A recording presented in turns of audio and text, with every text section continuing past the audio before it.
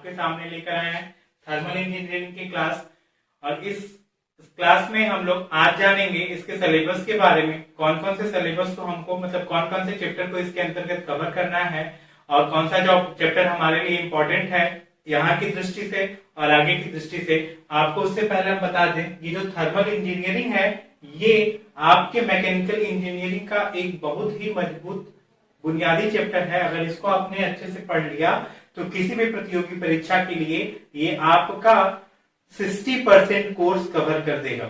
यदि आपने यहाँ पर इस थर्ड सेमेस्टर में थर्मल इंजीनियरिंग को ढंग से पढ़ लिया है तो आपको फिर जब भी प्रिपरेशन करने जाओगे तो वहां पर कोई दिक्कत परेशानी नहीं आएगी। इसमें कुछ चीजें आपको इंटर से रिलेटेड मिलेंगी, जो इंटर करके डिप्लोमा कर रहे हैं उनको इंटर में उष्मागतिकी पढ़ाया गया होगा, वहां से कुछ चीजें रिलेटेड मिलेंगी और कुछ उनके एप्लीकेशन पे यहाँ पर एक्स्ट्रा चीजें मिलेंगी। जिन्होंने इंटर नहीं किया है वो यहाँ पे डिप्लोमा में जब आए होंगे तो उनको फिजिक्स में थर्मोडायनेमिक्स के बारे में कुछ जानकारी दी गई होगी जिसका नाम था अप्लाइड फिजिक्स। अप्लाइड फिजिक्स में थर्मोडायनेमिक्स के बारे में थोड़ा बहुत बताया गया होगा, तो वहां से उन चीजों को थोड़ा सा रिलेट कर लेंगे आप, तो यहाँ से वो चीजें आपको आसानी से समझ में आ जाएंगी। अगर नहीं समझ में आती हैं तो हम लोग यहाँ पे बारी बारी से सारी चीजों की बात करेंगे ही थर्मल इंजीनियरिंग में। तो एक बार पहले से आप उसको थोड़ा सा रिवाइज कर लेंगे तो चीजें समझना थोड़ी आसान हो जाएंगी। ठीक है, आइए चलते हैं हम आज के इस इंट्रोडक्शन में, थर्मल इंजीनियरिंग के इंट्रोडक्शन में कि इसके सिलेबस, इसमें इसके अंतर्गत कौन कौन से सिलेबस कवर करने हैं। यहाँ पर आपको दिख रहा होगा मैंने टोटल चैप्टर यहाँ पर लिख दिए हैं। टोटल चैप्टर्स जो हैं वो आपके 12 चैप्टर हैं। 12 चैप्टर को हमको कवर करना है और धीरे धीरे सारे चैप्टरों को कवर किया जाएगा। तो सबसे पहला जो चैप्टर है हमारा, बात करें यदि उसकी, हम पहला चैप्टर है हमारा फंडामेंटल कॉन्सेप्ट्स। फंडामेंटल कॉन्सेप्ट्स मतलब मौलिक संकल्पनाएं, मतलब जो बेसिक है। इसके अंतर्गत हम बेसिक पढ़ेंगे थर्मोडायनेमिक्स का, थर्मल इंजीनियरिंग का, कि थर्मोडायनेमिक्स क्या होता है, थर्मोडायनेमिक्स की उत्पत्ति कहां से हुई, थर्मोडायनेमिक्स क्या होता है, सिस्टम क्या होता है, सराउंडिंग क्या होता है, सिस्टम सराउंडिंग को अलग करती है बाउंड्री, बाउंड्री क्या होती है, सिस्टम कितने प्रकार के होते हैं। ठीक है, इन सब चीजों के बारे में पढ़ा जाएगा। साथ ही साथ जो हमारा सिस्टम है, सिस्टम जैसे इस पेन पर, ये हमारा एक पेन है, मार्कर है, इस मार्कर पर हीट का क्या इफेक्ट आना है, क्या प्रभाव पड़ना है, यही इसी की स्टडी कर रहे हैं तो ये हमारा सिस्टम बन जाएगा। इस सिस्टम पर वातावरण का क्या प्रभाव हो रहा है, प्रेशर का, टेम्परेचर का क्या इफेक्ट आ रहा है, इसकी स्टडी करनी है तो ये हमारा बन जाएगा सिस्टम। बाकी चीजें क्या हो जाएंगी, सराउंडिंग। तो सिस्टम की बात करेंगे, सिस्टम को कैसे पहचानेंगे, उसमें सिस्टम की पहचान जानेंगे कि सिस्टम को हम कैसे पहचानें, कैसे हमारा जानेंगे कि ये सिस्टम है, बाकी चीजें हमारी सराउंडिंग है, उन सब चीजों के बारे में जानेंगे। सिस्टम कितने प्रकार के होते हैं ये भी आपको इंटरमीडिएट में पढ़ाया गया होगा। ओपन सिस्टम, क्लोज सिस्टम, खुला निकाय, बंद निकाय, आइसोलेटेड सिस्टम, विलगित निकाय, इन सब चीजों के बारे में जानेंगे और इन सब चीजों के एग्जांपल्स के बारे में जानेंगे। बेसिक एग्जांपल आप अभी जानते होंगे, यहाँ पर हम उसको इस थर्मल इंजीनियरिंग में अप्लाई करके इसके एग्जांपल इंजन के बारे में बात करेंगे। इंजन जो होगा वो हमारा कब ओपन सिस्टम बनता है या क्लोज सिस्टम बनता है, टरबाइन क्या होता है, ओपन सिस्टम होता है या क्लोज सिस्टम होता है, पंप क्या होता है, ओपन सिस्टम होता है कि क्लोज सिस्टम होता है, इन सब चीजों के बारे में जानेंगे यहाँ पर। तो ये हमारे सिस्टम, पहला जो बेसिक चैप्टर है फंडामेंटल कॉन्सेप्ट, उसमें हम बेसिक चीजें जानेंगे जिसमें सिस्टम, टाइप्स ऑफ सिस्टम, उसके बाद उनके प्रॉपर्टी कौन कौन सी होती है, सिस्टम की निकाय के गुण कौन कौन से होते हैं, जैसे प्रेशर, टेम्परेचर, वॉल्यूम, डेंसिटी, इन सब चीजों के बारे में पढ़ा जाएगा। तो फंडामेंटल जो है वो आपका पहले का ही, इंटरमीडिएट का ही सिलेबस का रहेगा। कुछ चीजें थोड़ी सी बदल जाएंगी, एक्स्ट्रा मिलेंगी आपको। तो ये जो बेसिक चैप्टर है ये आपका अब तक मोस्टली आप इसमें 80% चीजें आप जानते होंगे, 20% चीजें आपको नहीं मिलेंगी। ठीक है, अब बढ़ते हैं हम आगे, लॉज ऑफ परफेक्ट गैस। इस चैप्टर में लॉज ऑफ परफेक्ट गैस मतलब आदर्श गैस के नियम। तो पहले हम जानेंगे कि आदर्श गैस क्या होती है, आइडियल गैस क्या होती है। आइडियल गैस के बाद लॉ, उसके उनमें जो लॉ होते हैं जैसे Boyle's law, Charles law, Avogadro law, ये सब के बारे में इस चैप्टर में पढ़ा जाएगा। मतलब विभिन्न प्रकार के जो नियम दिए गए हैं भिन्न भिन्न वैज्ञानिकों द्वारा, जो आदर्श गैस के लिए उन्होंने दिए। आदर्श गैस का समीकरण होता है Pv=nRT।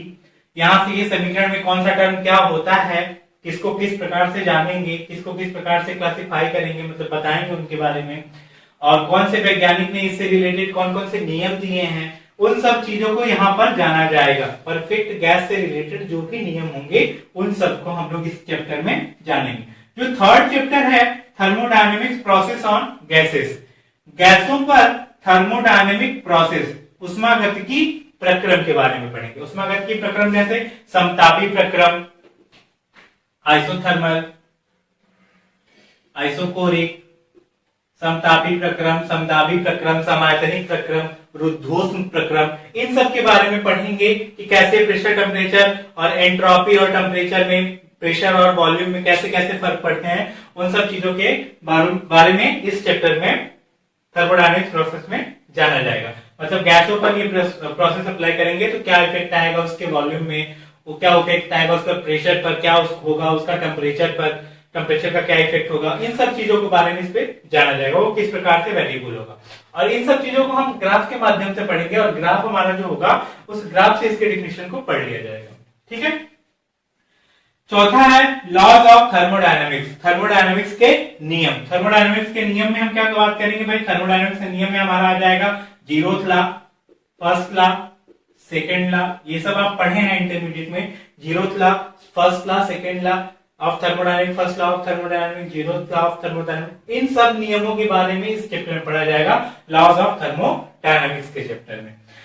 ये जो 4 चैप्टर हैं ये आपके अभी तक जो बातें हुई हैं वो बेसिक हैं, इनको आपने इंटरमीडिएट में या फिर डिप्लोमा में कहीं ना कहीं इसके बारे में आप कुछ ना कुछ सुने होंगे।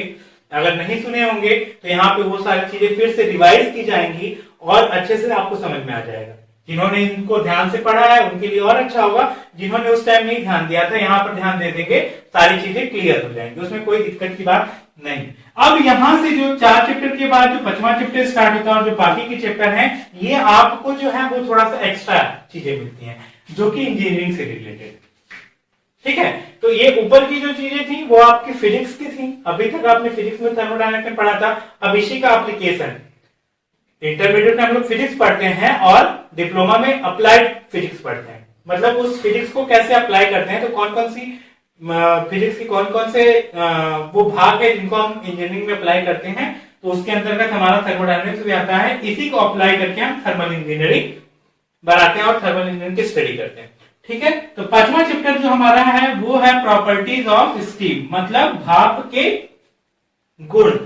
जो स्टीम होता है उस स्टीम की क्या क्या प्रॉपर्टी होती है, उस पर प्रेशर का, टेम्परेचर का क्या इफेक्ट होता है, उसके आयतन को कब बढ़ाएंगे तो क्या होगा, अगर उसके आयतन को घटाएंगे तो उस टाइम क्या होगा, तो उन सब चीजों को इसमें हम डिटेल में पढ़ेंगे और इसमें आपको बहुत सारे ग्राफ मिलेंगे। ये most and most important chapter है आपका एग्जाम के दृष्टिकोण से भी और प्रतियोगी परीक्षाओं के दृष्टिकोण से भी। यहाँ से बहुत सारे क्वेश्चन आपसे पूछे जाते हैं। ग्राफ यदि आपको क्लियर है तो आप स्टीम की प्रॉपर्टी को आसानी से बता सकते हैं। भाप का एक पॉइंट होता है, जब हम ग्राफ प्लॉट करेंगे तो एक होता है पॉइंट, ट्रिपल पॉइंट, वहां पर भाप जल से सीधे भाप में कन्वर्ट हो जाएगा। वो ऐसा बिंदु होता है, अगर उसके आप इस बिंदु के इस एक साइड आओगे तो लिक्विड मिलेगा, अगले साइड जाओगे तो आपको स्टीम मिलेगा। ठीक है, यहाँ पर तो उस बिंदु की बात करेंगे, वो बिंदु कौन सा होता है, उस बिंदु के लिए प्रेशर का मान क्या होना चाहिए, टेम्परेचर का मान क्या होना चाहिए, तो तमाम तरह की चीजें हैं जिनके लिए हम यहाँ पे बात करेंगे। स्टीम जो जल होता है वो भाप पे कब बदलता है, अतितप्त भाप कब बनता है, उन सब चीजों के बारे में यहाँ पर बात की जाएगी।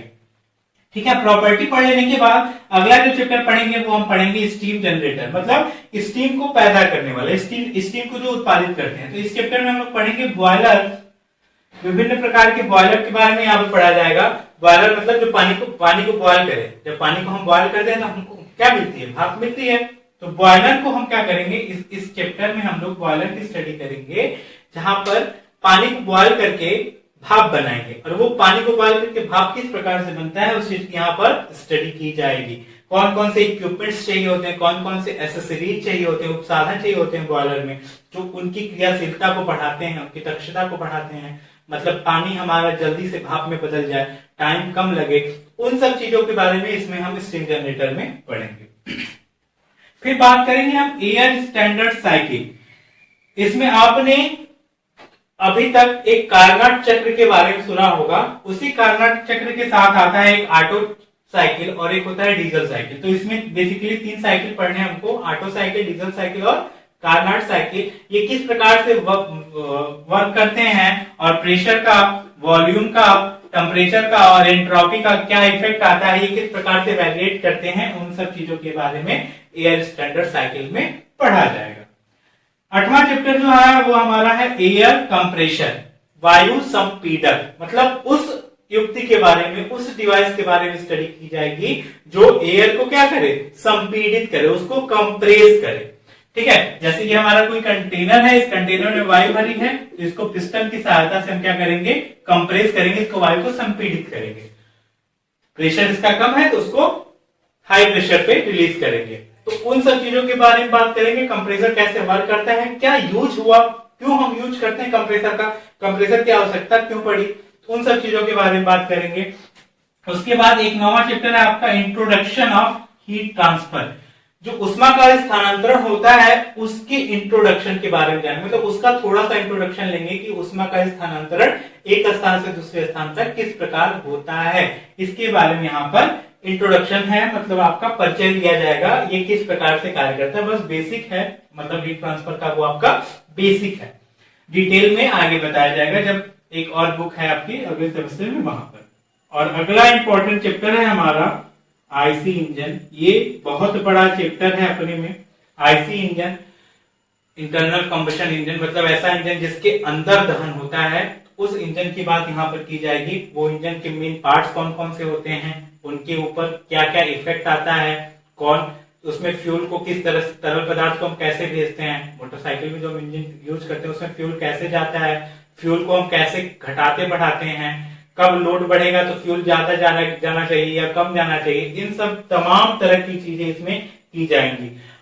पेट्रोल इंजन है या डीजल इंजन है, वो किस साइकिल पर कार्य कर रहा है, ऑटो साइकिल पर कार्य कर रहा है, डीजल साइकिल पर कार्य कर रहा है, किस इंजन तो वो किसी न किसी साइकिल पर कार्य करेगा, अब वो किस साइकिल पर कार्य कर रहा है, इन सब चीजों की जानकारी इस चैप्टर में ली जाएगी। तो ये सबसे बड़ा चैप्टर है आपका और मोस्ट इंपॉर्टेंट चैप्टर। तो बेसिकली 2 इंपॉर्टेंट चैप्टर है, यदि आप ये कवर किए हैं 5वां और 10वां चैप्टर, तो आप एग्जाम में जाएंगे, प्रतियोगी परीक्षाओं में जाएंगे तो 20% क्वेश्चन, यदि आपका थर्मल का उसमें 40% आया है, 20% कटेंगे, मतलब 50% आप उसका करके ही आओगे।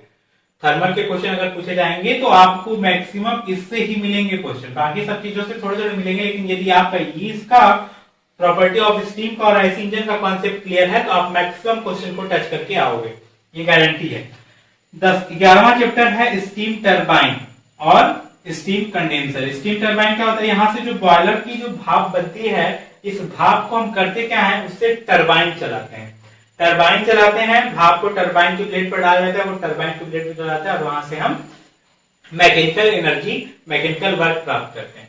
ठीक है, साथ ही साथ हम इस चैप्टर में पढ़ेंगे कंडेंसर संघनित, मतलब ये जो भाप होगी, भाप यहां से जब निकलेगी तो वो उसमें कुछ, जब वो हीट ट्रांसफर करेगी तो कुछ ठंडी होगी, कुछ ठंडा होने पर भाप क्या बन जाएगी, पानी बन जाएगी।